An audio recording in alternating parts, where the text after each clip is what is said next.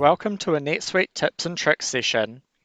Suite Success role-based dashboards give us the ability to have a real-time 360-degree view of your business on a single dashboard.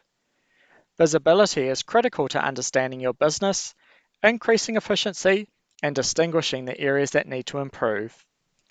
Trend graphs are one key component to gaining this visibility. In this video, we will look at how we can easily get more from our trend graphs. On the left-hand side of our NetSuite dashboard, we have our monthly sales trend graph, a key metric the CFO is wanting to keep an eye on. Starting at the top of the trend graph, let's have a look at some of the options that we have on screen. First up, we have the time period that we're viewing on the graph. By default, this graph has been set to view monthly data.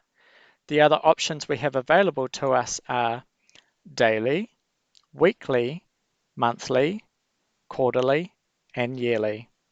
For this video, we will be sticking with monthly. By default, the trend graph is set to view a vertical bar graph with the moving average plotted over top. At the top left-hand side, you will see that we have 4 different options to change the view of the graph. Keeping a track of how we are performing this year is a critical metric. However, we can get more value out of this analysis by comparing it against the previous year. Maybe we will start to spot seasonal trends, or maybe we have run a marketing campaign this year and we want to see what effect it has had on our sales. At the top right-hand side of our trend graph, we have the option to add our comparisons.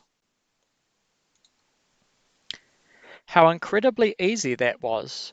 No need to customize reports, export data, and rebuild graphs. No, it was all by the click of a button.